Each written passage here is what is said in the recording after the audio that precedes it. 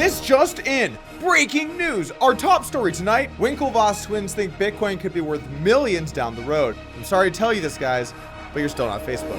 Also tonight, a Korean teenager caught with a fake cryptocurrency. When reached for comment, he said, "This isn't a large problem, it's just a micro one." In other news, Bank of America secures a patent for its cryptocurrency-based exchange. My thoughts on the matter are fuck you, Bank of America. Didn't want to bank there anyway. And finally tonight, the founder of Litecoin fires shots at IOTA, which begs the question, why don't you pick on someone your own size? You know, someone a little smaller. All of this and more tonight on Crypto News.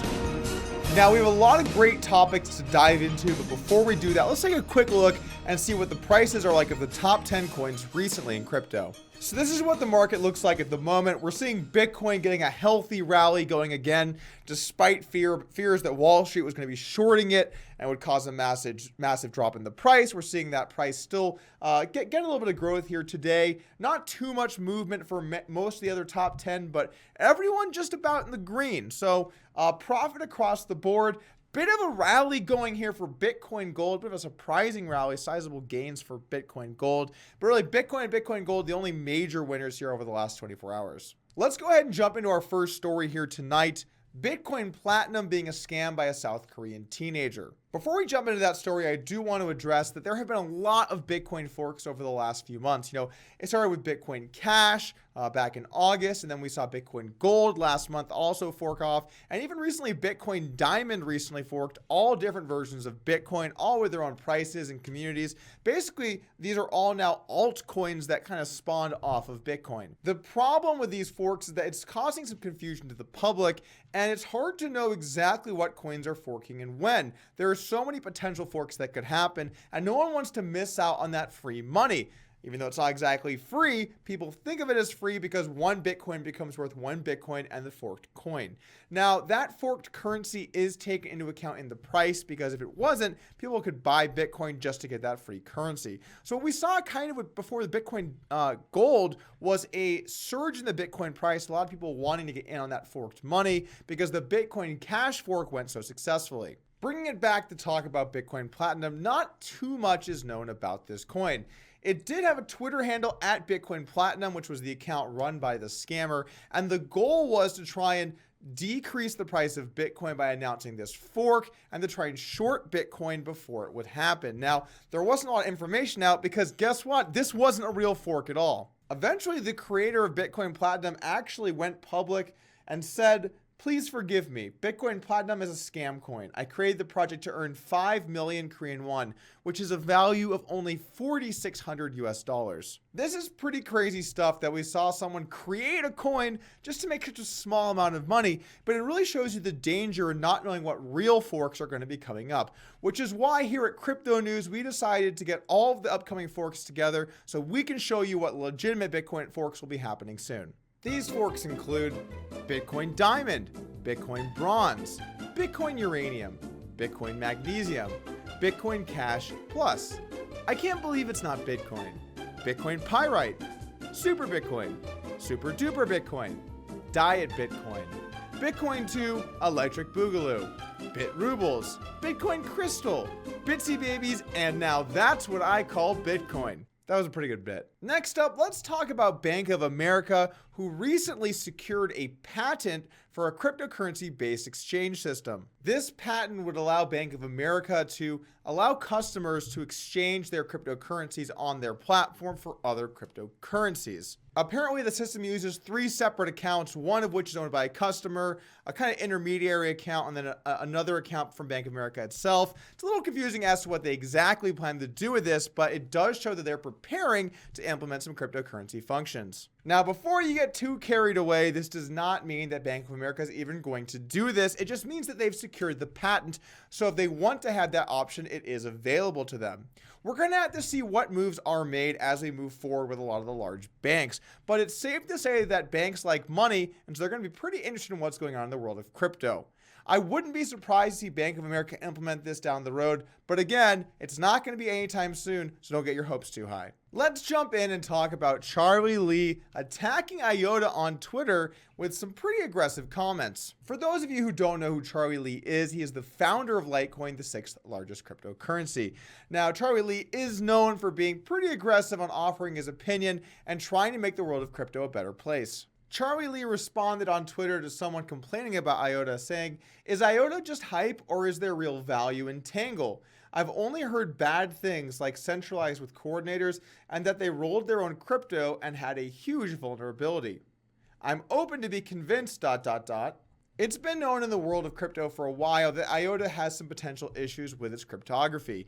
I would certainly know, as I am a leading engineer in the world of crypto, and I'm pretty sure that the problem kind of boils down to the doors are open and like people could go in those doors, which is bad because you want to keep your doors locked." Now, as much as I do know about the development side of this, I figured I would just double check on Twitter, which is why I asked, what does rolled their own crypto mean? To which Rob Hamilton responded, they created their own cryptographic library. Cryptography requires the utmost diligence and peer review. That's why we have security standards in place that go through years of vetting. By making their own crypto library, they open themselves to vulnerabilities like below. And then he shows some tweets of some issues that they've had. So yeah, I already knew about this stuff, known about it for a long time, pretty well known. I just wanted you guys to know about that too. The development side of cryptocurrency is no joke, and there aren't that many people out there that are talented enough to make it work. When you have something brand new like IOTA, where you're trying to do something completely game-changing, this isn't even blockchain technology, you have to make sure that everything works, and sometimes that takes a long time to implement.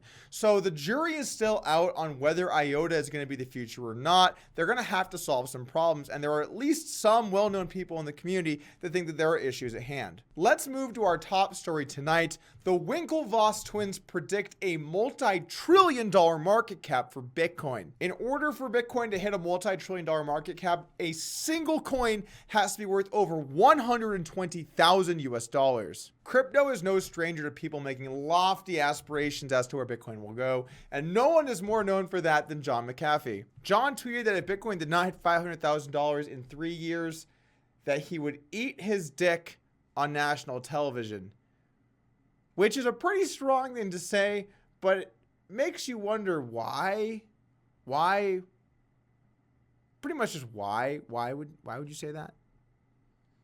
You know, why not say something like, you'll lose X amount of dollars, you're going to do something as punishment? No, this guy, he's going to eat his dick.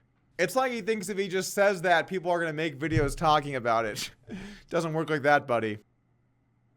Wait, fuck it. It works exactly like that. Shit. Bringing this back to the Winklevoss twins, these guys are famous for suing Mark Zuckerberg and Facebook, claiming that he stole their idea. They had their own social platform called Harvard Connection, later renamed Connect You, saying that Zuckerberg stole the idea and that's what he used to make Facebook. Having moved on from social networking into the world of Bitcoin, these guys bought a ton of Bitcoin years ago when it was much cheaper, and an investment made then would be worth billions of dollars today. In fact, it is rumored they have over 100,000 Bitcoin, possibly more. I think those are just the ones that are known about. So these guys are worth at least a couple $1 billion together. Cameron Winklevoss, one of the two twins, recently had an interview with CNBC where he said a few things I think you guys are going to like to hear. Quote, "We've always felt that Bitcoin, given its properties, is gold 2.0. It disrupts gold. Gold is scarce. Bitcoin is actually fixed. Bitcoin is way more portable and way more divisible. At a $300 billion market cap, it's certainly seen a lot of price appreciation.